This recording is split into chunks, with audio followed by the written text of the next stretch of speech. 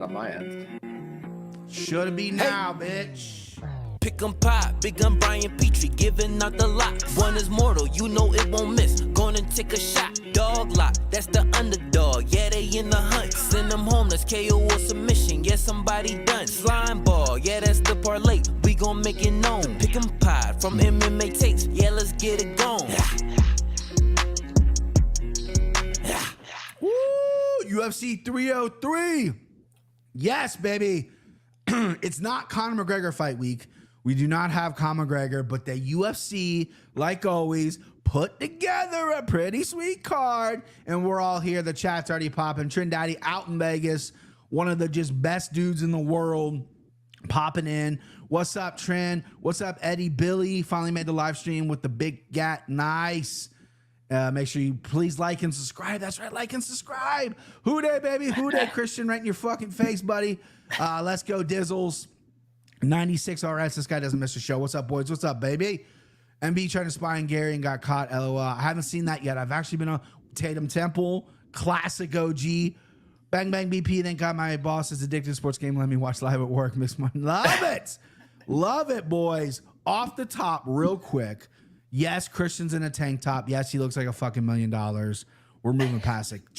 Trim the beard up. We get to see his youthful face. I love it. But two things off the top. Number one, you are obviously not, you don't have to adjust your TV screens. Timbo is not with us. He had a family emergency situation. I'm not going to divulge too much information. He texted us a few hours ago, and all I can say is I'm just glad him, his beautiful fiance, and her family are all right. Can't even imagine what they're going through. Yeah, Timbo, we love you, bud. And, you know, this is not important compared to what you're going through, buddy. So thoughts are with Timbo. You knew Timbo wanted to come and try to take the strap from Christian. That's number one. Number two, I had a long day. I worked. I got a tattoo. And then my daughter had to go to the ER. And when you went to the ER, I had to cancel on Dylan Rockford, who has a great show. I was supposed to do a show at 3. So I want to apologize to Dylan. I texted him, apologize, or DM'd him and apologized to him. But I want to apologize to him on air. I apologize, Dylan. I don't like bailing. If I make a commitment, I make a commitment. So everyone go follow Dylan Rockford, Rock24 on Twitter. That is with 2 Ks. Rock24 on Dylan, Rock with 2 Ks, 24 on Twitter or X, wherever. Give him a follow. Great guy, great show. And man, yeah. So I want to get those off the top. Christian, do you got anything to say, Bub? And no, I'm not trying to be Allen Iverson with the sleeve here, Bub, right? Got a tattoo, got my lower arm finished, and I bought the Kool-Aid and bought this cooling UV healing sleeve. And let me tell you something. It's pinching on my upper arm right now. It's bothering me to shit, but how you feeling, bud? Yeah, good. Let me play something for the people real quick.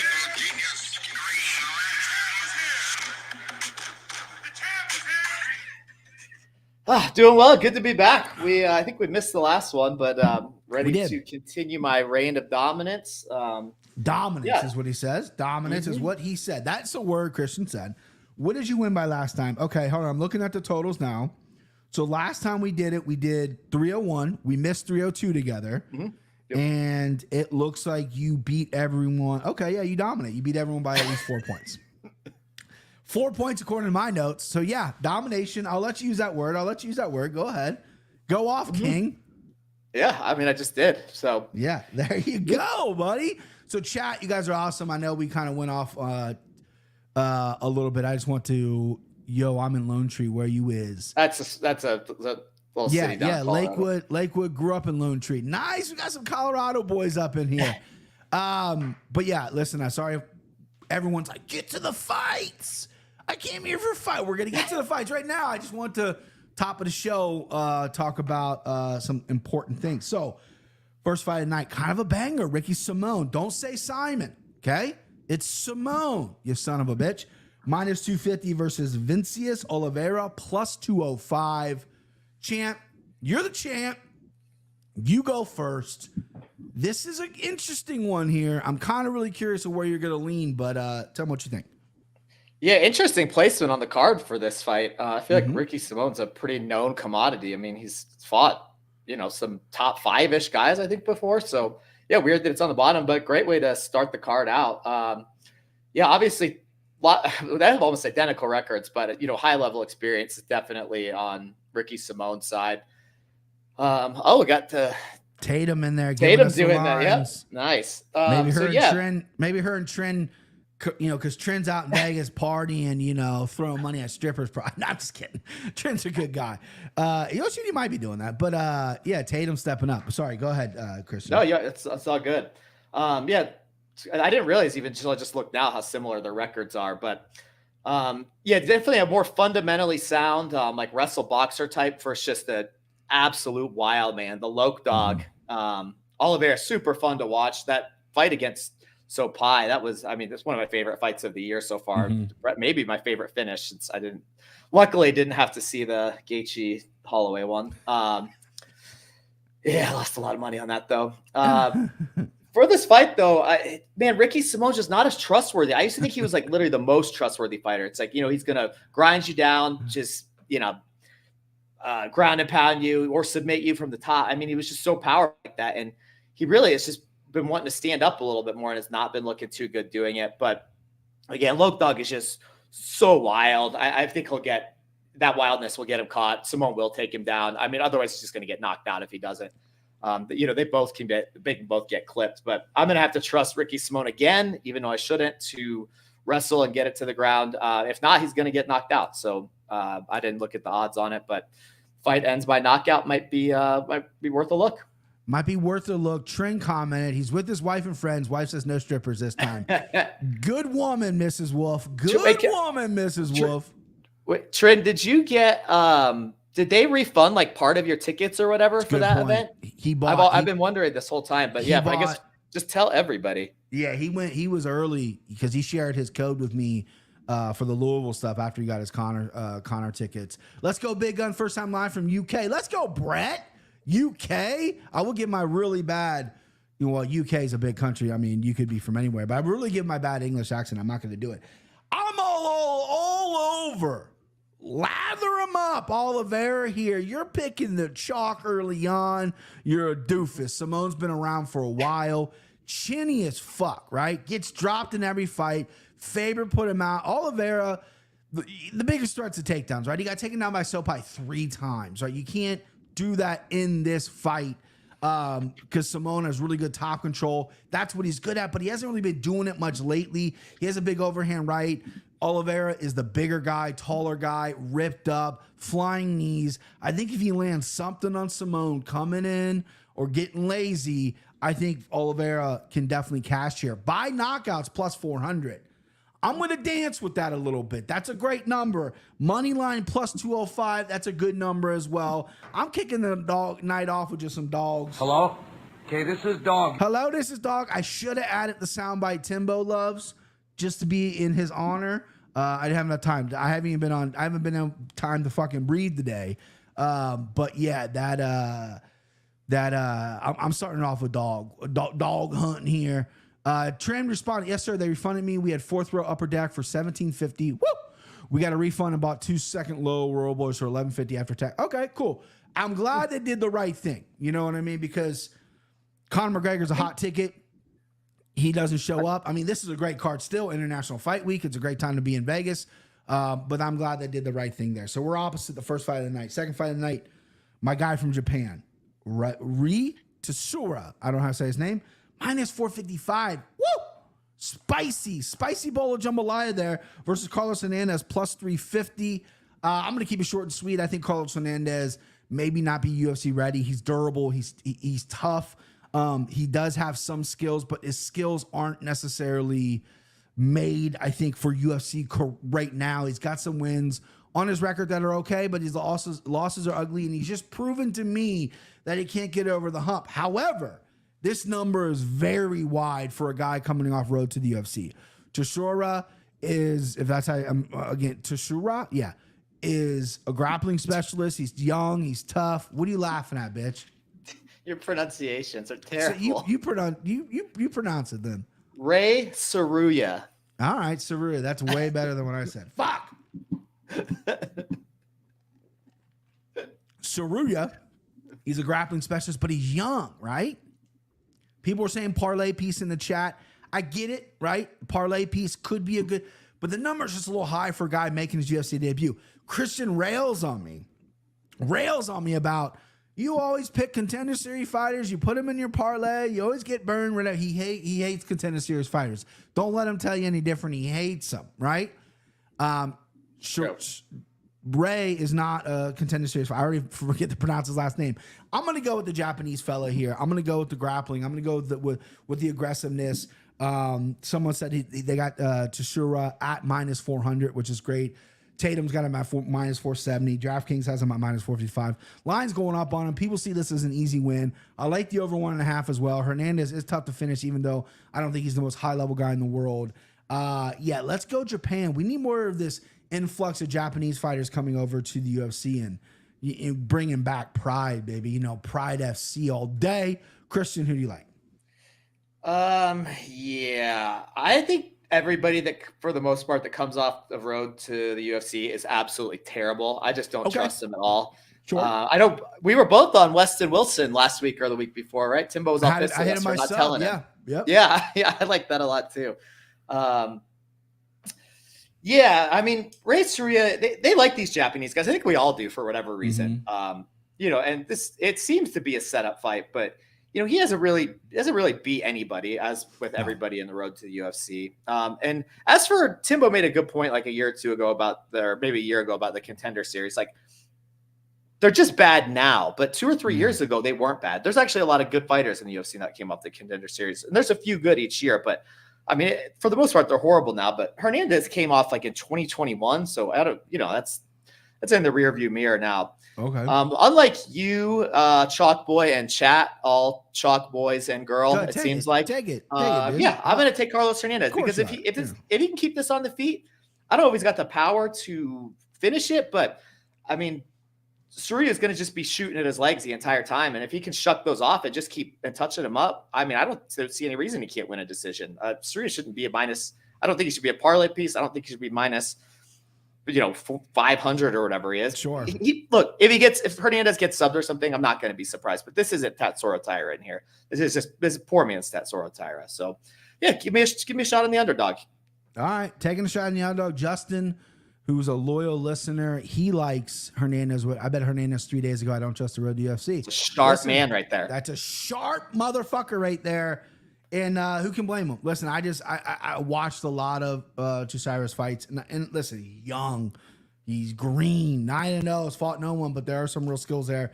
And I think the grappling is just levels above him. No, these are just lines. I like Hernandez. All right, see, Tatum's sharp too. Rube Baker, what's up, Chama?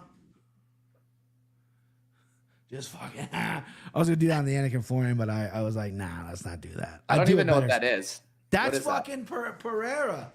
Stomps, right? Oh, I think of more of Izzy doing it when.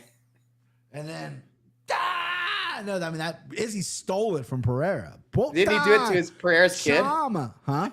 Did he do it to Pereira's kid? Pereira's 2 kids. He might have done to both of them. I don't know. Izzy's a fucking weirdo. Next up, Andrei Arlovski plus 220 versus Martin Buday. Buday. I don't know how to say his name. Minus 270. What a slop fest for heavyweight. Just an absolute gross heavyweight fight. Andrei Arlovski's 96 years old. Martin Buday is booty, I think. I don't think he's very good. He's just a big ape of a man that moves forward and can take shots, pinning against the cage, kind of beats you up on the clinch. I hate this fight. This is the only fight in the card that I absolutely hate. I'm going to go with the favorite here. This is your territory. You're the slop heavyweight king. I'll listen to what you say, but right now, pre-flop, I'm going Martin Buday by minus 270. No action for me whatsoever. It's not going to get an ounce of my money. Maybe over 2.5, minus 195. But other than that, no. Christian, what do you think? Yeah, I mean, this fight stinks. I hope Arlovski retires. Yeah, stinks. He hasn't been in a good fight in so long. Oh, I guess the Aspinall one was all right. But yeah, I mean, this new chin he has. First round. Yeah. Yep. Against Aspinall, he had a pretty good first round. Yeah, that one wasn't bad. That was his last really good performance. But yeah, this new chin he has, it appears to be gone. So I think he's gone back to the chinny version, which got me a little bit scared because I have this marked down for a plus 3.5 bet. I'm loving those, by the way. Like that Dolby one. I mean, that Dolby should have won anyways, but yeah, that 3.5, that's my favorite bet of the entire year so far. I got to credit you for that. I love that. Thank you, sir. Thank you. Mm-hmm. It was a good bet. Great bet. And last week, slime ball hit and green hammer hit. Very good win for your boy. Yeah, he had some great reads last week. But yeah, Arlovski, what do I have in my notes? Yeah, so I have all these. It's like, okay, his chin is gone. He'll quit anytime somebody even puts anything near his neck. So, he gets knocked out. He gets subbed now. But I still am like, plus, you can get a plus 3.5 at essentially even money. And I'm like, because Buday doesn't knock anybody out either. He's just some low output, shitty clinch fighter. Yeah. Allegedly, he has a black belt. I don't know who gave it to him, but yeah, it's Sure. Everyone has a black belt now, dude. That's true. I guess if you're in the OC, you just get a black belt. Yeah. So I got Buday circled for the win. I think if I bet it, which I probably won't because it's such a stupid fight, I'll probably do the plus 3.5 Arlovski. That would be all I would recommend. Preston Watson there says Arlovski split. Yeah. I honestly don't think he'll win the decision. But Kurt B said you're ruthless. Dang, this dude ruthless. He is ruthless. If Timbo was on here, Timbo is seething at the mouth about this fight. I want Andre to win, but I also don't want him watching boring decision and get knocked out. Very true. Arlovski by split. I don't mind that bet at all because I think this could come down to a greasy, weird. How are they going to judge those clinching exchanges? Arlovski's going to do well at distance. So much clinching is going to be in this fight. Even though Arlovski's speed is not what it used to be, he's faster than Buday. So yeah, I mean, listen. Preston Watson says Arlovski by split. That's a good bet as well. It just doesn't scream like something I could win money on. I don't have a good read on it. I just don't really want to watch it. But here we are. All right, next up, the Karate Hottie.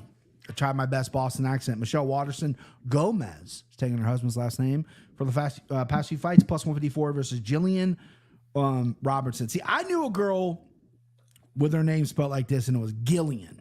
She goes by Jillian, which is fine. Minus 185. Now, your boy knows chicks, okay? It's established. John Anik knows I know chicks now, right? But I'm going to let you lead on this. What do you think about this fight? There is a female in the chat by the name of Tatum Temple who was very good at predicting female fights. And she likes Robinson. Oh, well, maybe she doesn't like her. She just said Robinson by sub plus 240. I think that's where she's probably going to go. That's nice. That's a nice number there. What do you think here? Jeez, I didn't think it would be like that. No. I think Robertson will win a decision, but at plus 240, I might just be betting this submission anyways. Yeah, that's a nice number.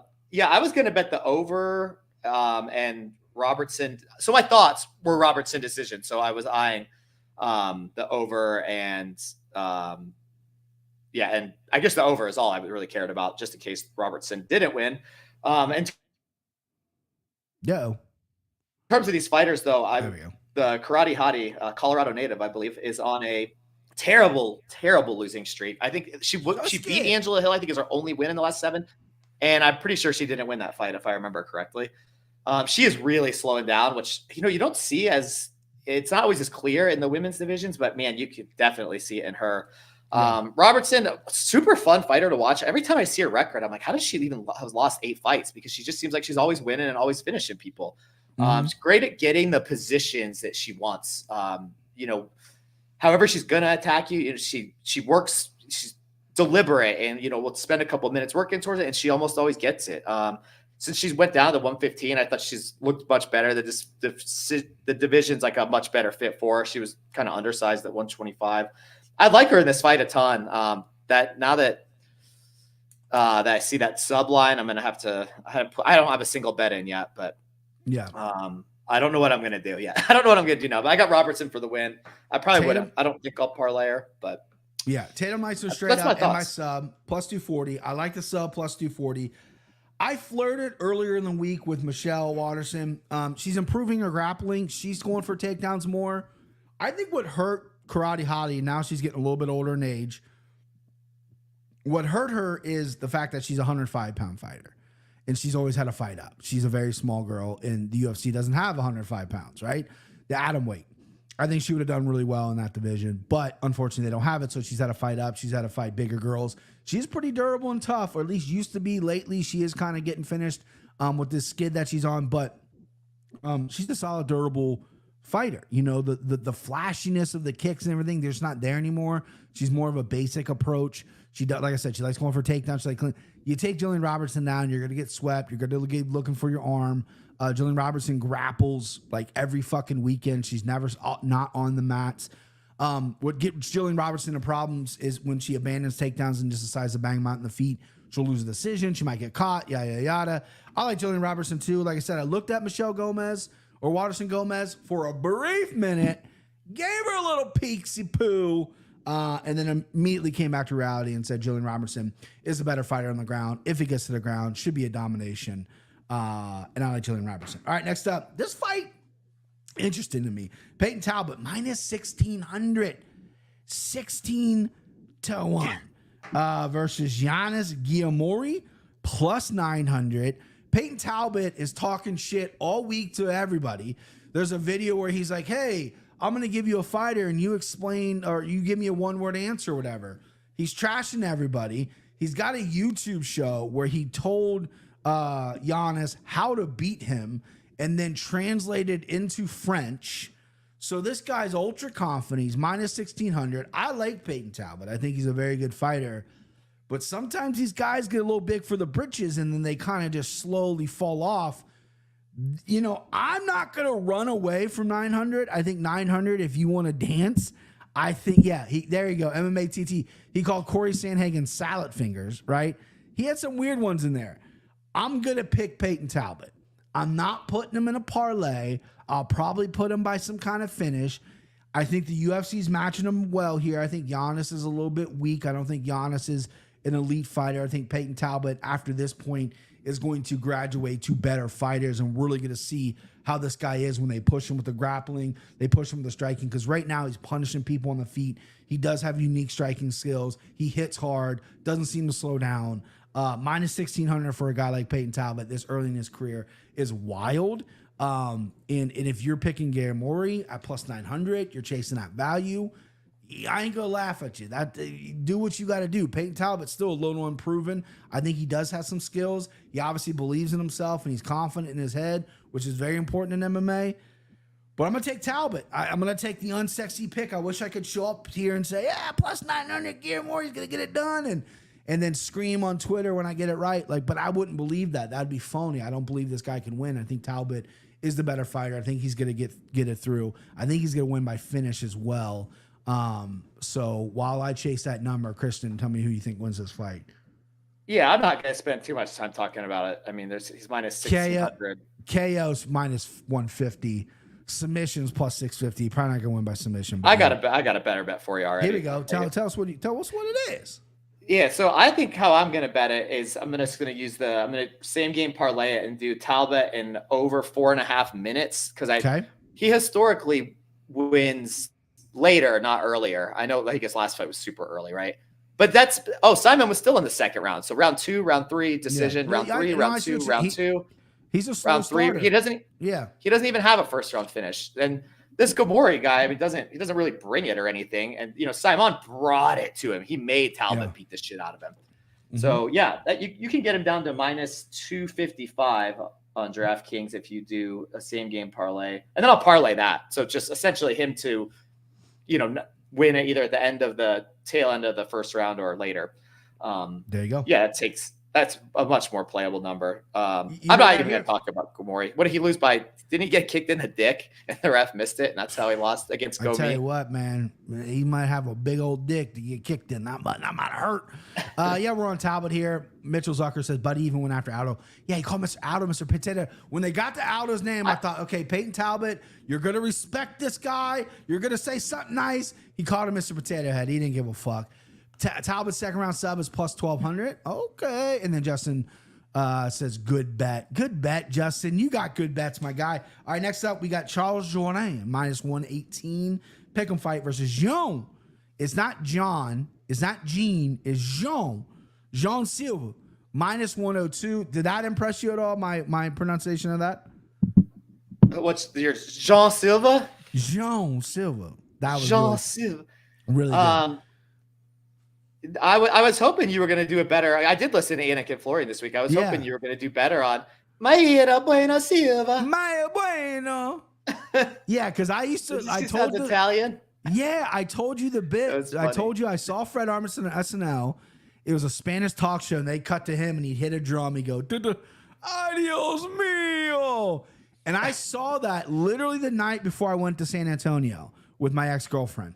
And we're walking the boardwalk, and every 5 seconds I'm going, "Adios mio," and every Spanish-speaking people are looking at me like, "Why is this fucking idiot saying 'Oh my God' every 5 seconds?" Right?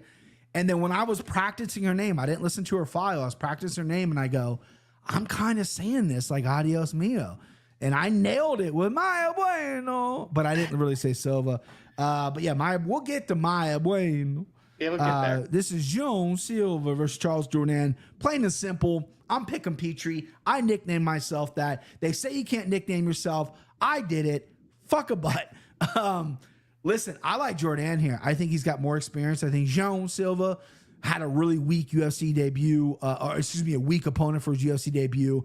I think this guy's mean in there. He's aggressive, but little itty bitty arms. I think Jourdain's a flashy striker. I think if it goes to the ground, I think Jourdain's pretty good there as well. Off his back, he sometimes can get stagnant, not really work to his back, but he's coming off a close split loss to Sean Woodson where he looked good. Sean Woodson, shout out Timbo, by the way, looks exactly like Sean Woodson.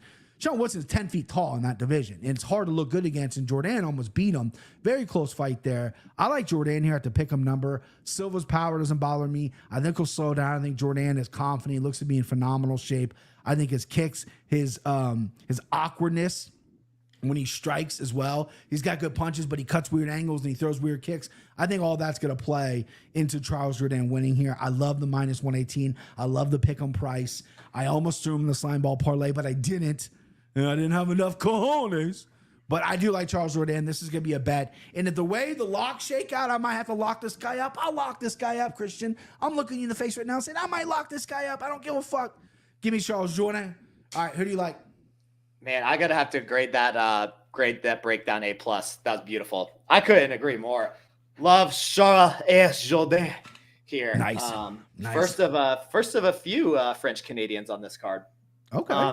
Yeah, I mean, he's fought at a much higher level. I mean, even if his losses are close, he can get stupid sometimes and be prone to mistakes. You know, he does love to put on a show, which I mean, you got to worry about, especially a guy with Silva does look to have some pretty good power.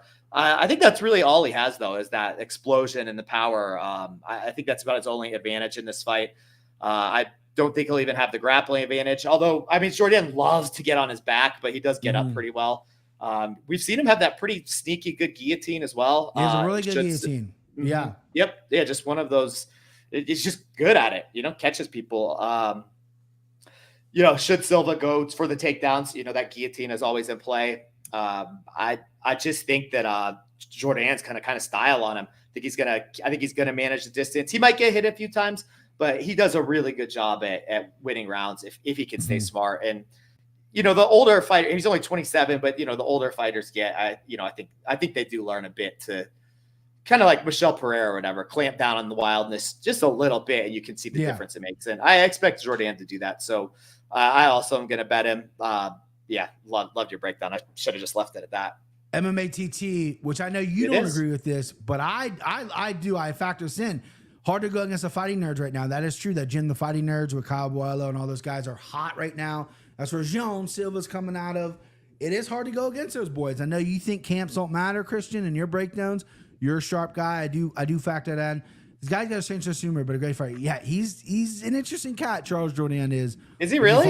If you follow him on social media, he's an interesting dude. I don't really follow any fighters. Yeah, but he's an interesting guy. He definitely he does not believe in the woke concepts. You know what I mean? I should censor. Yeah, well, you know what I mean. Like you shouldn't say certain things about certain people. Yeah, he crosses all those lines. So I'll check it out. It's not like he's not like he's offensive and he's saying like horrible things, but he doesn't care. And he's got a very hot girlfriend, so good for him. Good breakdown. We're on Jourdain. And then another thing I meant to say is Kenny Florian, the more I get to know him, he's a 3rd or 4th degree black belt, highly dedicated jiu-jitsu. and I'm not a jiu-jitsu player, right? Me, myself, when I train jiu-jitsu, you're a jiu-jitsu guy, Christian. But Kenny, in our private conversations, is very, and he doesn't say this publicly because, he's not an asshole. But, he's very critical of people's jiu-jitsu and people's positioning and moves and stuff. And I've learned a lot from him just talking to him and stuff. He is very impressed, and he has told me on numerous occasions Charles Jourdain's guillotine is just fucking airtight. So if Kenny's saying that, I'm rocking with that. So if John Silva decides to get fancy and shoot for a double or single, get that fucking neck taken. I got my tattoo done today. It was a new tattoo artist, by the way. Tony Buke, black belt in jiu-jitsu, trains, born and raised in Cincinnati, black belt in jiu-jitsu, has traveled places, has been in the same room as Craig Jones, and went to Henzo's in New York and stuff like that. Really cool. So we just sat there the whole time while he's hammering my arm, talking. He's more of a jiu-jitsu guy than an MMA guy, but I follow all that anyway. So I got it was a very good conversation. All right, next up, Cub Swanson, plus 190. And these lines I might need updated. I got these lines the other day, so Tatum's going to be on top of it. I already know. Versus Andrei Fili, minus 230. Very interesting fight here. Cub Swanson, the old dog, did not look good his last time out when he beat Hakeem Dawodu. Before that, though, got chopped down a little bit. Here's a line. Looks like they stay the same. Swanson still at plus 190. But, he's 41 years old. He's father of 3. Everyone loves Cub Swanson. Seems like a good dude. Physically seems to be in phenomenal shape. Slowing down a little bit with the speed. Back up at 145, which I like. I don't like an older man, cutting down to 35. I think that's a little silly. 145 is where he spent a lot of his career. Stay at 145. I think it fits you healthy. And, power's the last thing to go. And Philly's been knocked out quite a few times. Guy's got a little bit of a chin issue, can get wobbled. However, for some reason, when this got announced, I looked at the line, I was immediately drawn to Andrei Fili. I think Philly's a skilled guy. I think his chin is a little weak, obviously, like I just said. But I do think his range, his kicks are going to give Cub problems here. Cub doesn't deal with kicks very well, whether it be to the body. He's been stopped by the body, to the legs. He's been stopped to the legs, to the head. He's been knocked out. And I think Fili has the wrestling advantage as well. If Cub decides to mix it up, wants to go down, or if Fili wants to mix it up and try to take him down. I like Andrei Fili here. Minus 230 is a little bit higher than I would like to play it. So I didn't parlay him as much as I'm complimenting him. It was a thought. It entered the head. It exited because of the chin. But I do like Andrei Fili in this spot. I'm curious to see. It looks like you're kind of dog hunting here. You kind of look like you're dog hunting, Christian. What you got, bub? What you got, man? Man, this was actually the last fight I picked. I'll go through and circle them and pick the ones that I know. I'm like, okay, I'm not even going to research this. I know this was the hardest one for me. My mic. Oh, and also not that Kenny Florian listens, but shout out to him because one time I watched my first time ever in a gi. I watched stuff like a 5-minute or 3-minute instructional about this a collar choke and went in and busted it out instantly. I was like, God, man, Kenny is good. And that was Kenny. Nice. Shout out. It was Kenny. Yeah, it was a Kenny. It was a Kenny Florian instructional, baby. What a guy. So that was now I watch all kinds of his stuff. So yeah, this I don't know why I was torn because the more I looked into it, and the more I thought about it, I was like, no, Andrei Fili should have this pretty easy. I mean, Cub is very kickable and to both the body and to the legs. Yeah. And also, Rick, why is Cub such a legend? Am I missing something? It's I like him or whatever, but listen, if you fought on those blue mats in the WEC and you're still fighting, you're a legend, right? All right. It's not like he's done anything. He's gonna go in the Hall of Fame with his fight against Super Korean Boy. What was his name? I've never even even seen it. You never seen that fight? Oh, that fight's great. I missed I think he's in the Hall of Fame. A whole with that, era. Isn't he? Yeah, he might be in the Hall of Fame with that fight. I don't know if himself is a Hall of Fame fighter. Man, he has a win over Charles Oliveira. Wow. Bro, this guy's got some Dustin wins. Poirier. Jeez. Yeah, I was that was the era I took off. Man, if he comes from the blue mats of WC, you're still fighting in the UFC. All right. You're a fucking legend. All right. Okay. Well, I guess I see. I wasn't paying much attention back then. But yeah, I mean, he's looking really slow, really aged. He definitely lost that last fight to Dawodu. That was an atrocious decision. I lost money on that. That was stupid. Yeah. But yeah, he's hittable everywhere. His takedown defense isn't very good. Fili, I've been kind of impressed with Fili lately. I feel like he's been looking career best, although he did just get knocked out. Other than that, I think he's going to be able to outstrike Cub, definitely keep him at distance and just kick the legs. And I could see, I don't think it'll be too great of a fight, but I'll probably get those takedowns towards the end of the round, seal it, blue mat style, old school. Bob. He won the round with that takedown. Yeah, So, Bob. I like Andre Fili. Again, I've been betting a lot of those spreads, and I was considering a -3.5 because I think he can win all 3 rounds, at least on one of the judges' scorecards. So I might be looking at the -3.5. I don't have that line. I can pull it up, though. Pull it up. I'll answer Justin's question. Whatever happened to that guy, the Korean one? Doo Choi, not right after the Cup fight, but soon after the Cup fight, did his military service, which is 2 years mandatory. Then he came back. His last fight, he went on a skid for a while. So after Cub, he lost to Jeremy and Charles Jourdain all by finish. And then, he took from 2019 off to 2023, where he fought Kyle Nelson to a majority draw in February 2023. And it looks like he signed a fight on July 20th against Bill Algeo. So he's slowly making his comeback. Well, that'll be a good fight. That'd be a great fight. He's a wild boy. He was a wild guy for a minute. He had the very young looking face and with the fucking K-pop hair or whatever. Like he was interesting. All right, last fight before the main card here. Joe Pyfer, -285. Again, these lines are gonna be a little older. I'll give you an updated line. Versus Marc-Andre Barriault, +230. I have a strong lean on this fight. I think Joe Pyfer's coming for blood. I know a lot of people don't love Joe Pyfer. He's not the most humble man in the world. You know, we all thought after the Hermanson fight he'd get some humble pie. He was at the presser, was that yesterday, where he was basically saying he only lost 1 round. It's because he got hit in the eye in the 3rd, and everyone's a hater, and he'll be back. That was his fit. I like the confidence. I like when you're a young fighter, you're going to have some confidence, and he believes in himself. You know, he's a big puncher at this weight. Barriault is more of a volume puncher. He's gonna have to take Barriault out early, in my opinion, because the longer this goes, it favors Barriault, who's only been cracked really once, and that was by Chitty Bang Bang, who hits like a fucking truck. Other than that, Barriault's gonna be in your face, throwing, landing 200, 300 punches if you let him. Right, this guy's cardio is through the roof. But I like Joe Pyfer here. I'm gonna slime him up. I thought about it. I was like, should we fade Joey Pyfe? But I think he's coming from blood, man. I do. I think he's coming out aggressive. I think Barriault is going to get overwhelmed. I think Joe Pyfer showed at least some toughness. He could have quit. He could have caved against Hermanson that 5-round fight. He didn't. Went 5 rounds for a young fighter. That's tough to do. Hermanson can get pretty tricky. And I think 3 rounds here, as long as Joe Pyfer's taking it seriously, he's getting up in the morning, and he's fucking doing what he's supposed to be doing, I think he can really run through Barriault here. Or, here's a hot take, or it's going to be a close fight. So that's one or the other. I think it's going to be Pyfer steamrolls him or it'll be close. And everyone calling him Salty Joe Pyfer now. Yeah, I saw that on Reddit. Everyone's calling him Salty Joe Pyfer.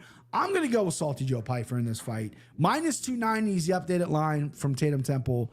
I don't hate the line. Obviously, it's a parlay piece for me. Putting him the slime. Him by KO is interesting, and maybe I'll look by that. But I don't really know if he's going to win by KO. I think he's going to maybe put on a performance, like a 3-round performance that's going to be, good. By KO's +140. I don't know if that's worth the dance. Christian, what do you like? I mostly agree with you there. Look, Joe Pyfer lost to Jack Hermanson. There's no shame that Jack Hermanson is pretty damn good, and he's super tricky. As for Marc-Andre Barriault, incredible. Yeah, he does have good cardio. That's going to be his main advantage in this fight. I do like to always bet cardio. Probably won't be doing it here. And what is with these Philly Christian? These ABC, Philly dudes, babe. These dudes from Philly, their cardio. Terrible, absolutely terrible. Too much gabagool and hoagies from the Wawa. Hoagies from the Wawa with cousin Dave. All right, you hold it down. I'm gonna get a drink. All right. Yeah. So I don't know what's with these Philly guys cardio. Yeah, all that gabagool they're eating is really slowing them down. Pyfer, obviously, I think we've seen has huge power early. If he does take it to the grappling, I think he's going to have just a giant advantage here. Marc-Andre Barriault, terrible ground game, terrible takedown defense. I hope to see a little more diverse game from Joe after his last fight, where he literally just boxed well for about 9 minutes and then got outboxed for the next however long it is. Yeah, love to see takedowns because I think that's an easy path to victory for him. But either way, I still think he could knock Marc-Andre out early. But it's going to be Joe Pyfer for me. I'd be fine parlaying him. If it goes late, then just keep your eye on the good live betting spot. But yeah, Joe Pyfer should have it pretty easy. Joey P. All right, we get to the main card, first fight of the night. This is where I see a lot of cappers disagreeing. I got a little shit for this on a couple comments on the Anakin Florian. Very interesting fight here. We got Ian Machado Garry -130 versus Michael Venom Page +110, +120 area. He's moving a little bit. I'll let Christian break this one down. Very interesting fight. We know, at least I know, your hatred. All right, so the line's -155 for Garry now, +130 for Page. I know your hatred for Ian Garry from our group chats. You do not like the guy. You do not like the fella. So how do you see this fight happening here? What do you see gonna happen here, Bob? I do not like Ian Garry. This has nothing to do with his wife and all that shit that's been going on like since everybody turned on him. I've disliked him since the beginning. Just can't stand him. But he's a pretty good fighter. Overall in this fight, though, I think it's going to be incredibly boring. This is going to be a terrible fight. Sure. I definitely think it'll go all 15. Michael Page is not super hittable, by design. I mean, he keeps that distance. He keeps that range for a reason, just because that's where his offense comes from.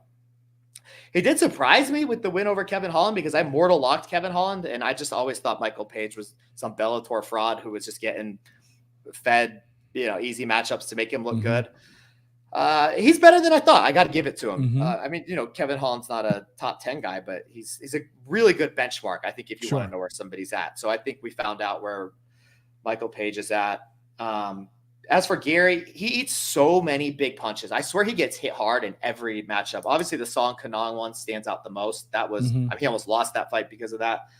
He came back really well, though. He persevered and came back. I think his best option to win here is, it just kind of like I said the last one. If he can get his grappling going, I know he's a super high level judo guy. I don't think Page could have any answer for that. I think if he can stick him on his back, he's gonna sit there the whole time. But Ian Garry has not really shown since his pre-UFC days much interest in doing any sort of grappling. So if it stays on the feet, it's gonna be some sort of split decision. I'm gonna go with Ian Garry because I think he's got more ways to win, and I think he's the harder hitter. I just want to see, the only thing I want to see in this fight, although I won't be watching it as usual because I hardly ever watch him anymore. I just want to see Michael Page. Bro, this is a pay-per-view. No, we're going to a concert in Boulder on Saturday. Who are you seeing? Backstreet Boys? No, it's Odessa, but you wouldn't know who it is. No. You wouldn't know who that is. No.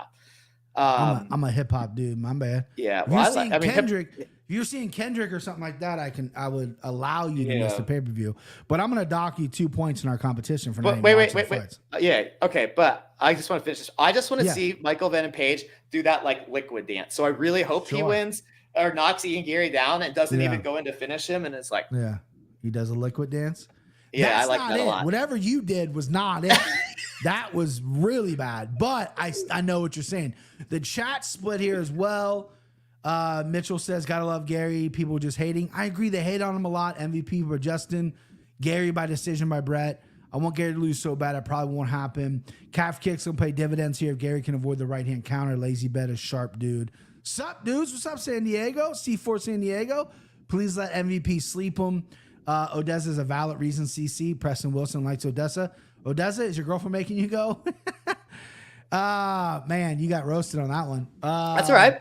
I don't know who Odessa is, but yeah, you go out, you party, you have a good time. Oh, I will party. I am I'm looking forward to being on the couch all day Saturday. I can't fucking wait. I used to. I just get too busy in the summer now. Sure. All right, listen. This is an interesting fight. I didn't go. I usually don't like to take my time and break down stuff. Like Kenny's the guy on the show you want to hear tech advice from. I'm the guy that I like to add a little humor and kind of get my stuff going. But when I really break this fight down, it's interesting. I've always picked Ian Garry. You know that. I'm a fan of Ian Garry. I've won a ton of money for Ian Garry. He's undefeated in the UFC. But there's a lot of weird stuff with him that I don't know what's true and what's not. So he left his gym in Ireland, and the rumors were, his wife is now his manager. They didn't demand to get paid. That was one side of it. The other side of it was that he got knocked out in training, and they asked the guys to take it a little easy. This is the star. The gym's like, we're not going to do that. Apparently he got rocked by Leon Edwards in training. Apparently he got knocked out by Shavkat in training. Now he's down there in Shoot the Box in Brazil with Charles Oliveira. Those motherfuckers spar harder than anybody. You go to Shoot the Box in Brazil, these motherfuckers spar 5-6 days a week. I'm exaggerating, but they go at it. A guy who might have a chin problem, who's been hurt in training before, going down there, might be losing his chin there. That's obviously all hypothetical. That's just my opinion on it. Then you enter Michael Venom Page, who I was very negative towards him in his Bellator run. His rematch with Doug Lima was very interesting because Doug Lima was the only guy that stopped him. He's only have 2 losses. Douglas Lima and fucking Logan Storley, who out-wrestled him but barely, right? And Logan Storley's a sick wrestler. Then you look at the bare knuckle fight with Mike Perry. Mike Perry's made every single person quit in bare knuckle. Everyone except Venom Page. It was a close split decision. Mike Perry win. This dude's got heart. This dude's got some toughness to him. He's got all that, and he's got the resume outside of MMA as well. And his style is so fucking hard to duplicate. It is so hard to replicate. You can bring whoever you want in. No one has that timing, that speed that he has because he's been mastering this for years. He bum rushed, he shot in, he pot shot. He cracked Kevin Holland a bunch of times. Kevin Holland just has a great chin, took a lot of those shots. Spinning elbows got him. The tricky kicks got him. Ian Garry's going to have to grapple here. That's what Kenny leaned on. Kenny picked Ian Garry, and Kenny thought Ian Garry can grapple in this spot, which I wouldn't be surprised. I do agree with you that it's going to be probably a boring fight, unfortunately. I think they're going to stare at each other a lot, and I think it's going to be tough for someone to engage. It could be very high level. It also could be a little dull. With that being said, I'm going Michael Venom Page. I like MVP here. The plus money speaks to me. I like him by knockout as well. I think he could catch Ian Garry. Ian Garry, again, I'm worried about that chin for the young man. I'm worried about the chin. He's been put down. Michael Venom Page by knockout plus 425. Add it to my fucking card. I like Michael Venom Page in this spot right here. I like the plus money. Ian Garry can go out there and put on a good performance. Ian Garry also didn't want to fight this fight. He wanted Colby. Then they asked him for MVP, and he goes, "What? Why? I've been already working the UFC. This is his second fight." And then MVP is like, "I don't know if I can make weight." And then they moved the date, and he goes, "Fuck it, let's go." And then they came together because UFC ultimately wanted it to happen. But I like MVP here. I'm picking against Ian Garry, who's been my golden goose, who's been my parlay machine, who's won me some money. I just think MVP is going to take it here. All right, next up, Maya Bueno Silva. Minus 125, low number. And I think this has come down a little bit versus Macy Chiasson, plus 105. I'm very high. I was very high on Macy. I feel like she's been really inconsistent in her MMA career so far. And I think Maya Bueno Silva coming off a complete fucking dud. Yeah, look at the line now. Maya Bueno Silva minus 112. Yeah. Chasey minus 108. Pick 'em. Insane line movement. Insane. Yeah. Pick 'em, Petrie here. Maya Bueno Silva coming off an absolute fucking dud against Pennington. She's a very dangerous fighter, very dangerous grappler. Macy likes to grapple. Give me Maya Bueno Silva. And not only that, but I know chicks, bro. What do you got, Christian? Yeah, the problem with Bueno Silva is she ain't got no gas in it. Man, that performance against Pennington, I think she made it 4 minutes and was gassed out. I think she won that first round and then just was horrible after that. I look at this matchup for her, though, as more like a sub or busts matchup. Her submission, I feel like her submission line, I saw this earlier. Her submission line is like plus 240, but she does pick them. And I'm like, well, I think the only way she's going to win is to submit. I think too. Because if this goes the distance, she's probably going to be getting laid on for on DraftKings. Maya Bueno Silva by submissions plus 300. We dance with that, baby. We dance. Yeah. With that. So I'm picking Macy. I'll get it quick, but I'm going to bet that. I'm going to bet that Bueno Silva bet. That's insane. She could easily submit her. Macy, she runs really hot and cold. I mean, she really is just purely like a size and weight bully. I mean, her skills aren't that great. And she seems to, at least in her last fight, really, she looked good at 135, I think, for the first time. It looked like it. She thinks she's figured out how to do it and, looked good at that weight. I just think she's going to be able to just weight bully her, just lay on her and stay on top of her. I mean, obviously Bueno Silva is super dangerous everywhere. Does have incredible submissions. But Macy's been around for a long time. I assume she can be able to recognize those submissions coming and just keep laying on her, keep pushing her against the cage, tire her out, and then rinse and repeat. But yeah, plus 300 will also be taking a shot on Bueno Silva's submission because I would rather see Bueno Silva win. Macy's a boring fighter. There's nothing interesting about her. So unfortunately, I'm just picking winners here like I normally do. So I'm going to have to go with Macy. He's picking winners. I mean, listen, I can't disagree with you much on Bueno Silva. Cardio is not great. And she's not the most exciting fighter either. It's like, she's looking a little lackluster, then she'll hit a sub. Like her guillotine's phenomenal. She's got some arm bars and whatever.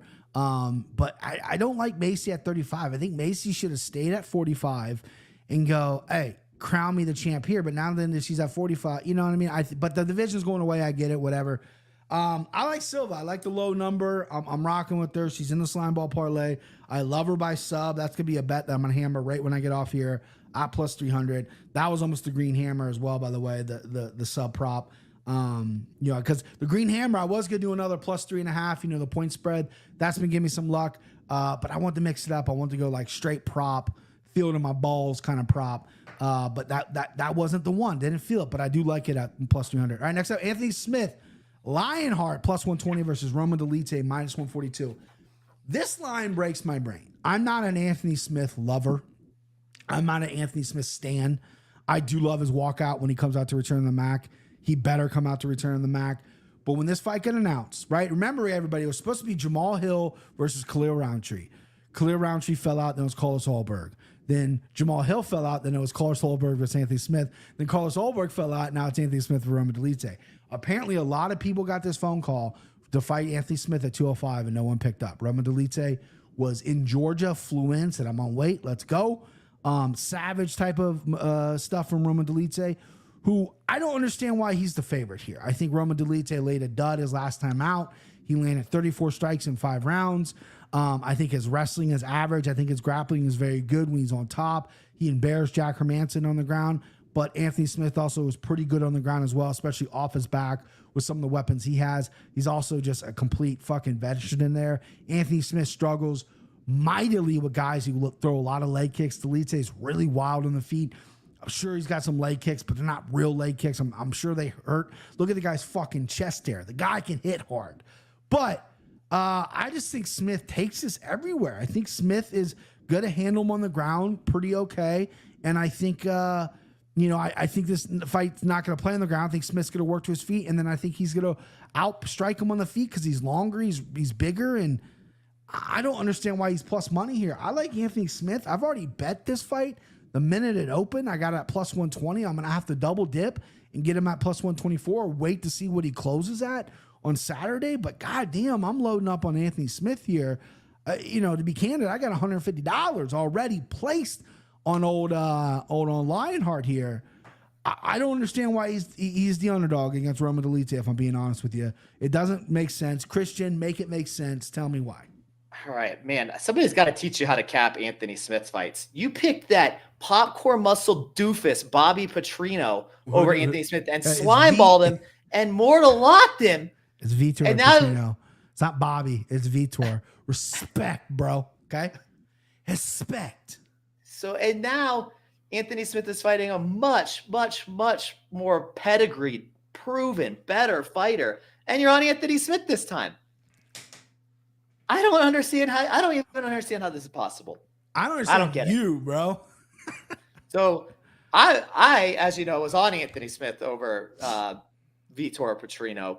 There you go. But I'm not this time because this is not a good matchup for him. Dolidze is going to be much more powerful on the feet. I mean, both these guys are really not like truly 205ers. Anthony Smith's been up there forever, but he used to fight at what, like 170 back in the day? Dude, Anthony Smith is a big old boy, man. He's 6'4". He's a big old boy. Yeah, I mean, 6'4" is big. But Yeah, he's still going to be the lighter hitter. It's gonna, he's not going to be knocking Dolidze out. Doesn't knock anybody out. The same age, but I think Dolidze is younger in fight years. Anthony Smith has got, what has he got? 50 something fights. He's more than that. He's probably got close to 100 that you just don't even get recorded. Yeah. So yeah, he's got. Talk about some fight miles. He's got a ton. MMA TT 6'4", 170. That's it. Anthony Smith was a 6'4", 170 welterweight. MMA TT's a skinny dude. If he's 6'4", 170 right now, he could probably. That's like Timbo. How tall is 55. Timbo? Yeah. Timbo's like 6'3", 6'4". Yeah, he's a big boy. So yeah, the way I kind of see this going though, some sort of they're getting some sort of weird scramble because neither of them are very good at getting the fight to the ground. Like traditionally, they're not going to be getting like a double leg or a single leg and running the pipe on them. But it'll end up there somehow. And I think Dolidze is going to really be able to maintain, even though he doesn't normally maintain that top too well. I think he's going to be able to in this fight just by kind of fishing for different submissions, trying to lock stuff in and Anthony Smith having to fight it off. Anthony Smith makes bad decisions on the ground. He goes for, he's always going for submissions, doesn't really worry about the position. I think that's going to keep him in bad spots. If Dolidze can't finish him with the strikes, I just think he's going to be able to, kind of like Glover did with ground and pound. I think Dolidze is going to be able to do that, just hunting submissions, whereas Anthony Smith's always going to be on the defensive. So yeah, I don't, unfortunately, you don't read Anthony Smith as well as I do. Okay. It's too bad, but I'm gonna clip that here. I'm gonna clip that when Anthony Smith wins, and I'm gonna shove it down your fucking throat when you're at your concert. Lazy Bet says Ignacio Hernandez as being a tall guy who fights at 170, 155. That's a good point. And I think Ignacio 6'2", 6'3". I don't think he's quite 6'4". I've actually seen him pretty close in person in Nashville. And I'm 6'2", and I'm like a very low 6'2". John likes to say I'm 6'3". I'm not 6'3". I'm 6'2" and very small change. And Ignacio, I know he's a lot smaller, thinner than I am, but he didn't seem all that much taller than me. Like, I've been next to a guy who's like truly 6'4", and they feel like a fucking giant, but he didn't seem that big. He might have been the same height as me. Love you boys in the chat. Timbo! Love this guy. We miss him. Look at Christian. What's Christian doing? Uh-oh. He's doing something for Timbo here. 6'3", 270. Paco MMA is a big boy. I'm 6'2" in change. And as of yesterday morning, 288. 288. Big boy here. Don't love it. Need to trim the body up a little bit. Your boy was strutting the beach and getting fat. But yeah, we some big boys in here. CC with the guns out, I see. Yeah. Timbo, stay right there for a second. I didn't finish saying this last time, but me, Timbo, and his wife Ashley all picked Anthony Smith, and Brian picked Bobby Petrino last time. Just wanted it's Vitor Petrino, you son of a bitch. Timbo, I was gonna wear this on the pod if you were gonna join us. I know you got circumstances that were not allowing you to join us, but I want to show you the gift that Christian sent me: a prized possession hoodie of the one and only Timbo Mitchell, baby. Look at this thing. Woo, Timbo. Look at you, bud. You look fantastic, dude. Oh, I love it so much. It's a little hot in my office, so I'm kind of glad I didn't have to wear it. But that's so good. If people don't know what that is, I was fucking around with AI, and I was trying to use AI to create because I make our thumbnails, and I don't love them. They're not great. It's just me trying to make them, guys. I'm sorry. I'm not a professional. But anyway, I used AI to create it, and I started with Timbo. I'm like, all right, AI, create this. And I think I said, put money behind him or something like that. And that's the fucking picture they came up. They put a face over Timbo's face. He's got 2 ears. They added sunglasses to him for some reason. It was the funniest fucking thing in the world. It's on the thumbnail now, currently, if you've seen it. Christian's in his Saudi Arabia gear, too, holding the belt. That's one of my favorite pictures of you ever. All right, let's move on, because I know you got softball. Brian, we got two meat. The meat potatoes are here. Brian Ortega, plus 120 versus Diego Lopes, minus 142. What a great fight. It sucks it came together last minute, because I think it hampers it a little bit, but Brian Ortega appears to be in phenomenal shape. Diego Lopes doesn't stop training. He's constantly in Vegas, constantly in the PI, always in everyone's corner, because that gym down in Mexico, the Grosso gym, is popping right now. So he's always going to be in shape. I love Diego Lopes. He looks like Patrick Swayze. He looks fucking unbelievable. His hair is incredible. Exciting fighter. But this is the big leagues. I love Sadiq Yusuf, but Sadiq Yusuf chinny, right? He dropped Aaron Allen, dropped him every round. Mike Davis dropped him in the Contender Series fight. The guy's been put down a lot. Diego jumped on him, put him down. What are you going to do? Pat Sabatini, a little bit chinny, right? Got these guys that he's putting out in round 1 are chinny. What is it going to look like in round 2? Because Brian Ortega, and I do want to re-clarify something. Someone called me out on the comments on the Anakin Forum, and I said Brian Ortega had the best chin at 145. He has the second best chin. Max Holloway has the best chin at 145. I apologize. Without a doubt, Max Holloway has the best chin in MMA. I did forget about Max. I do not mean to disrespect him. That person was 100% right. But Brian Ortega can fucking take it. This dude can take a crack. This dude loses fights until he wins them. And I think the same is going to be here. He's going to have a rough first round, but he's going to slowly start fucking chipping away on Diego Lopes. And what is round 2 and 3 going to look like? I don't know. Give me Brian Ortega at the plus money. I like him by sub late too. Diego's talking a lot about jiu-jitsu. I've been doing jiu-jitsu since I was 5. I've been doing this. Ortega's different with these MMA jiu-jitsu, especially his chokes. Man, I love this fight. I like Brian Ortega. I'm going to chase him by sub. Christian, go ahead and tell me what you like here, babe. I like this fight just I think like everybody else does. I think everybody, I mean, even though it is kind of, you think of it. Sorry to cut you off, Christian. Let's go for it. Go for it. Brian Ortega by submissions plus 550. Wow. That's interesting. How many times has Diego Lopes been subbed? None. I don't know. I'm not. None. Okay. I wasn't sure. I wasn't. No. I wasn't trying to be facetious. Guy loses. If he loses, he loses by decision. Yeah. Yeah, love this fight. I think the thing is, like, you know, you kind of hope it'll be one of those grapplers delights, like scrambles everywhere, like submission attempts, but it could also be a banger on the feet. Ortega 100%. is just porous defensively. Dude just loves to get hit and can take it. Man, it's fun to watch. I mean, he gassed out Yair just like Homer Simpson style. But he, you know, the thing is, he does give it back a little bit too. He's not just there getting hit. I heard about that Ortega trains with tape on his mouth. Yeah, he says it mellows him out. It doesn't get his heart rate super high. He's doing like the Airdyne bike and he's doing like, you know, burpees. Kind of a low level workout, but he put some tape on his mouth. Yeah, it's and how about MMA TT said it. You know, Ortega's a psychopath. You don't never bet against psychopath. That's very true. When Tony Ferguson was a prime, motherfucker's a psychopath, and that dude just always won fights. I had to do my DOT physical last week. My heart rate, 54. God, how about that? Low. I know. High heart rate. My heart rate's always been high. I remember going as a kid when I tore my esophagus, and my heart rate was like resting heart rate was like, and this is when I was a young man, like regular. It was like 88. I'm like, what the fuck? What does that mean? I don't care. It's like what? It's supposed to be under 100. Okay, it's under 100. What do I fucking care about? Let me out of here. But yeah, no, I got a DOT. What size was your neck, bro?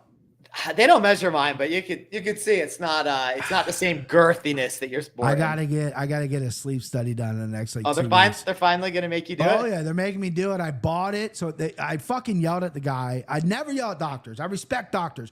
You tell me what to do, I'll do it. I go in there. You only gave me 6 months, and I go, listen, I don't snore. Here's a note from my wife that says I don't snore. I don't fucking wake up tired. I sleep through the night unless I got to take a piss, and I don't fall asleep ever at work. I never sit there like some old man after Thanksgiving just fucking dozing off. I've never done that. I've never fallen asleep sitting up before. So the only fucking symptom I have is a fat neck, which I was born with, you cocksucker. And he goes, you still have to do it. I said, you're costing me money. You still have to do it. So I paid $200. This thing got shipped to me, and I got to wrap it around my chest, wrist, and finger. It records it on my phone, and then I send it to him, not to him, to the company after I do it. I haven't done it yet. It came the other day. I got to do it by the 16th. But I just know this company, you know, they're trying to sell the machines. Yeah. They're going to be like, yeah, of course you got it. Buy a machine. They're not going to care. So I don't know. I might put it on my dog and see what it says. You know, he doesn't have sleep apnea. That fucking idiot sleeps through the night. All right. Yeah, I like Ortega. You like? I'm sorry. Where were we at? We just got a little sidetracked, but sorry. I like sidetracks. Yeah, I'm going to. I'm taking Lopes here. I think he's way more explosive and dangerous. I think he can. I mean, Ortega seems almost unfinishable, but I think he can. I should. I also like how Lopes is like always hunting for submission. So I like even if Ortega's got him in that deep guillotine, I feel like Lopes will be grabbing his toe or something like that, trying to finish him some different way. I like Lopes. Fuck, I had something else to say, but I just completely forgot about it. Sorry, my fat neck derailed the conversation. That's right. No, it wasn't. It was after that. But Ortega. What's what I say? I want to note that I've gotten every single Ortega fight wrong, except for the Volkanovski one, like dating back to at least Korean Zombie. I've gotten them all wrong. And I almost got the Volkanovski one wrong because Ortega almost won that. So I have a terrible read on him, and me picking Lopes, you should not tail me on that or not listen to this breakdown at all because I always get him wrong. I'm glad you said that. I have a terrible read on Ortega too. I think the only time I picked Ortega, I picked him against Korean Zombie, and I didn't pick him against. That was my biggest losing bet for many years. I picked him against Korean Zombie. I picked him against Volkanovski, and then I picked him against Yair 1. So I'm 1 for 3 or whatever the fuck it is. So yeah, don't trust me as well. Oh God, Kieran's here. Kieran, bro, what's up, man? This dude gets a girlfriend, right? I know he's a West Coast guy. 4 p.m. kills him. This guy gets a girlfriend. You know what I mean? Lovely. I never see him anymore. He's like MMA Takes podcast number 60 fan now. Yeah, he's got to change his number, man. MMA Takes number 1 fan. I love it, brother, but that's got to be like, you got to change that number or whatever. He's living the life. He's got a beautiful girlfriend. He's out there in, I believe, Arizona, just killing it. All right, Sir Lopes. Wait, did you see the odds on your sleep apnea by Mitchell Zucker?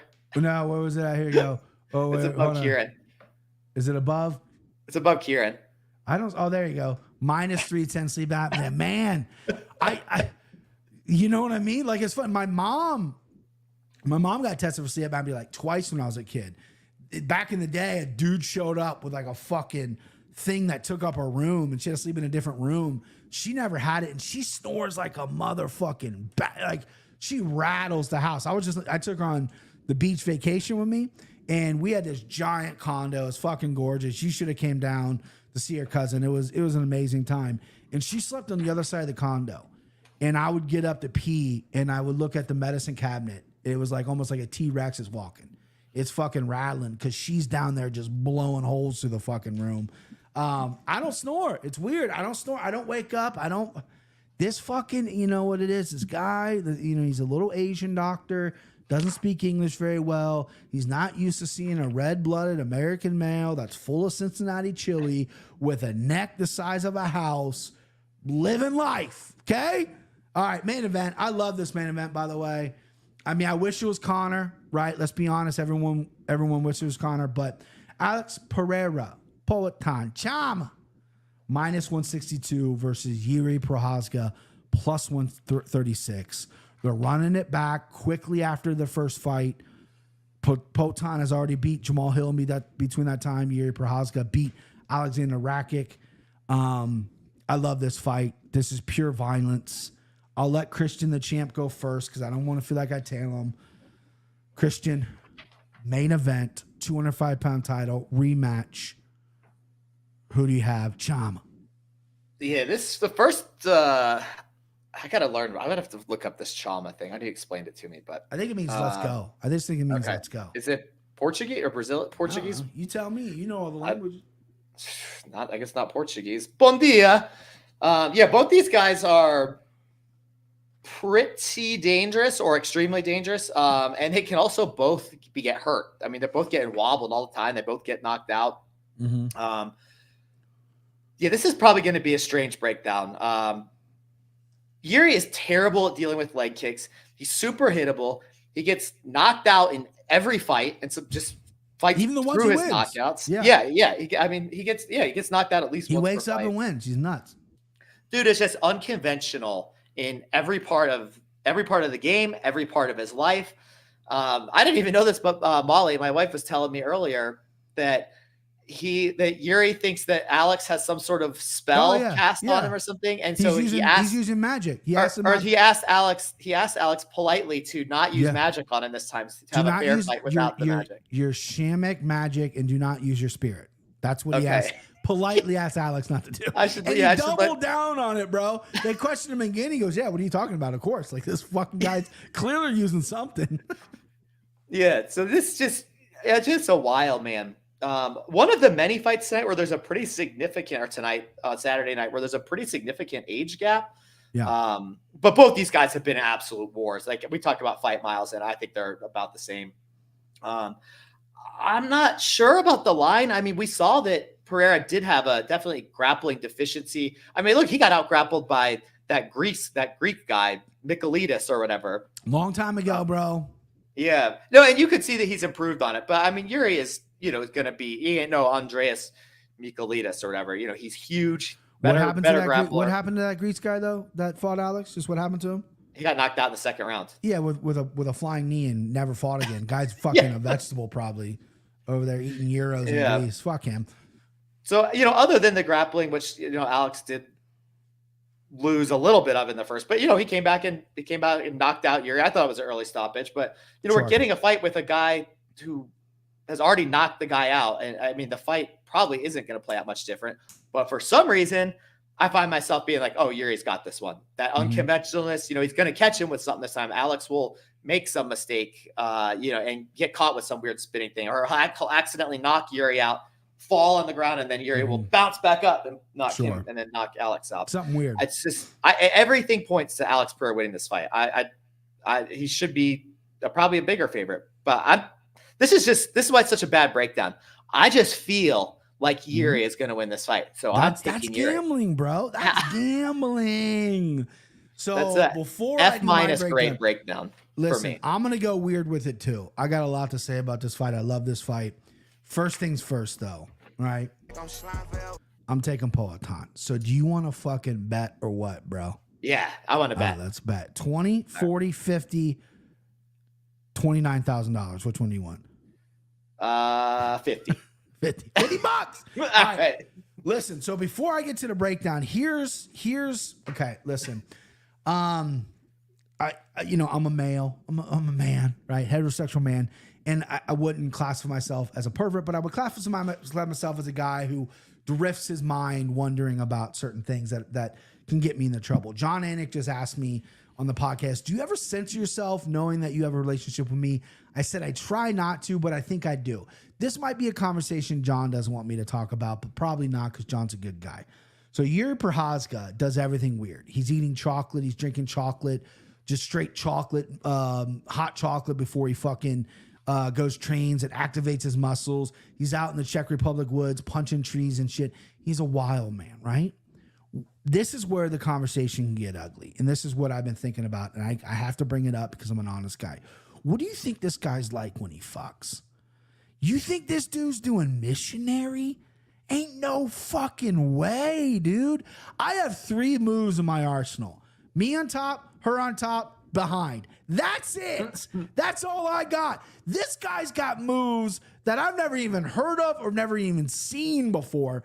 Guaranteed. And I can't stop thinking about this. I don't know if he has, because he's not a bad looking guy. Don't know if he has a girlfriend or not, but this dude probably, not only does he fuck for hours on hours on hours and never gets tired, but he's doing shit to you that you don't even understand.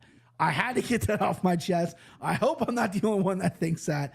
This dude's a wild man. As far as the fighting ability goes, he's unique. He's different. That's what makes him great. All his fights in Japan has proven that. He's got big power. He's got a big will to win. The first round of the fight I've watched several times. He landed one takedown. He clinched him up a lot. After that one takedown, though, he didn't really come close to any other takedowns. He did successful with a big right hand, but, Alex kept rolling with it really, really well. He rolled the right hand really well, saw it coming, and didn't take any of those shots flush. Alex also kind of, to me, took the first round off a little bit. He kind of wanted to read him, kind of wanted to see how it was going. Second round, read him, and he even said, I knew the left hook was going to get him, and that's exactly what happened. I agree with you. I thought it was a little early. I've rewatched it. I'm not as critical now, but I did still think it was early for a title fight. Now, Alex, here's a guy who's just blown me away. High-level kickboxer, went to MMA many years ago, got armbarred, said, fuck that, I ain't going back. Goes and does something in Glory Kickboxing that no fighter's ever done before, and goes, oh, is he champion? All right, let me try MMA again. Moves from Brazil to Connecticut, goes under the tutelage of Glover Teixeira, who's a fucking stud, and comes to the UFC and wins the title in his fourth or fifth fight because of Izzy, and he's only getting better. The power that he has is unworldly. The technique that he has is flawless. He's so fucking good. The only person that's ever really going to give him problems is a heavy grappler who's going to be diving at his legs. And Ankalaev, for example, with that Dagestani grappling, the Sambo, we need to see that eventually. Yuri, of course, can win this fight, and I think Yuri beats Ankalaev. I think Yuri beats the entire 205-pound division, except Payton. I think this is just a horrible matchup for him. He gets his legs chewed up. He's too hittable. And Payton, when he hits you, bro, he sleeps you. He lights out. He's too good. He's too clean. He's too crisp. So I like Payton. He's in the slime ball parlay. My green hammer is not my office. My little fathead children took it from me. So the green hammer, Alex Pereira by KO plus 110. Shocked to see that plus money. We're going to rock with it. That is a bet that's already been placed on my behalf. Hopefully that line stays true when people ride the Vegas International Fight Week, all that stuff. Pereira, plus 110, green hammer, slime ball parlay. Before we give a lock, so I'll get my slime ball parlay out. Alex Payton Pereira, Shama, Maya Bueno Silva, and Joe Pyfer. That's the slime ball. Plus 326, huh? Does that tickle your tits there, Christian? Plus 326? Oh, I like those big numbers. That's what I'm there for. You're against me on 2 of the 3, though, asshole. Yeah. But well, I'm not betting it. We're going to get there, baby. You and I are always, we're never super similar. Well, that's why it's such a great show. I don't want someone picking just like me. You know what I mean? You always go with different things, and I love that. And you and I have a different way of breaking things down. It creates good content, a good banter, will you will. If you ever left the state of Colorado and got your ass in Cincinnati, bro, we can be bantering all the time. Man, I want some of that chili. Yeah, if Cincinnati had better weather, it'd be the best city in the world. All right, locks time. So you're the champ. You get to pick your lock first. Mortal, send them, dog. What you got, babe? I mean, it's not going to matter. We'll be all over the place. But Sure. I'll start by going against one of your picks immediately. My send them home going to be Yuri. This guy wants to lose. I will say this, though, Christian. I've been gambling. And again, for everyone that knows, I don't gamble I only gamble MMA. I've been gambling MMA long enough to see some of the signs, and everyone is on Pereira. And this is a spot where Yuri can come out and shit the bed and win it all, and I love that. All right, so we're doing send them homes. Hey, Bob? Is that what we're doing? We're doing send them homes? Yep. Should I just do Payton Talbott, send him home, and say, fuck you, free point? I'm going to do it, champ. I'm going to do it, bitch. Minus 1,600, minus 150 for knockout is my send him home because I want that strap. I was going to make a Dev Tejada joke and take Payton as my mortal. that was there. That's there. All right, so I'm going to go. Really doesn't matter. Like you said, we're all over the place. Give me my dog lock just because it's opposite you. I'm going to go Anthony Smith because I was on that earlier this week. I got to go Anthony Smith. Almost a 2K. We're there. You got to help us out, man. Tell some people. We're almost at 2K. Woo. Oh, wait. Still wearing my 1K shirt while I'm making 2K shirts, and they're going to be better quality, and I'm going to send you one, Kieran. All right, so my dog lock, Anthony Smith. Christian, dog lock? I didn't realize I was such a chalk boy. I only have like 2. Go Carlos Hernandez. There's a lot of pick'ems. Jourdain's probably going to close as a dog, but unfortunately he's not right now. I am going to. That's my dog. Carlos Hernandez? Yep, that's my dog. Let me tell you something. You've had some really bad picks in this show, right? We all have, but especially you. That might be your worst ever. That's your champion you're talking to. And the fact that you locked him up as well is even more embarrassing. Of course, I will clip this and send this on the social media if you're right, because I don't care that egg's on my face at times. But yeah, that's a bad pick, bro. All right, mortal locks up. You got it. Board's yours. Man, so this one, I was gonna go. I don't like to pick him over 300 because I feel like that's lazy. Yeah. So I was looking at Joe Pyfer, but with the conviction that you and Tatum and I and somebody else all had, I'm gonna go with Jillian Robertson. Yeah, that's a smart one. That really solidified like how confident I was in one. Yeah, I almost went Maya Bueno Silva because I know chicks, but I'm gonna go with Alex Pereira. Mortal lock, bitch. Pereira. I like whispering his name. Chama. All right, so the recap. Christian's mortal lock is Jillian Robertson. His dog lock is, can't even believe I'm going to say this without throwing up, Carlos Hernandez, and his send him home is Yuri Prochazka. My mortal lock is Alex Pereira. Sham. And dog lock Anthony Smith, send him home. That low-hanging fruit Payton Talbott, baby. 3 points. And then my slime ball parlay. I will make a graphic. Everyone loves the graphic. I will make the graphic. Slime ball parlay is Alex Pereira, Maya Bueno Silva, and Joe Pyfer plus 326. We're almost at 2K. That's what Kieran said. And then Genie, my day one. I remember when it was 150, 100%. I get people DM me sometimes and goes, "You're on the John Anik show. No one likes you. You have no subscribers. Why is that?" Right? And I go, I started with 100 Twitter followers and I started with like 25 subscribers when I was on Anik and Forian. Now I have almost 2,000 subscribers. I have over 3,000 Twitter followers. I know we live in a world where numbers are everything. That is a significant growth. I don't care about anything else but the fact that I got guys like Genie who are still watching. Christian, people think, "Oh, are you buddies with Christian?" I've never met Christian before. He was a guy that listened to the show, that reached out to me. I loved his vibe. I said, "Come on the show and do it." He's a day one guy. Timbo's a day one guy. And I appreciate every single one of you that are in the chat, every single one of you that DM me. Christian, I mean, this is a guy's a friend for life now because of this stuff. Insane ride it's been.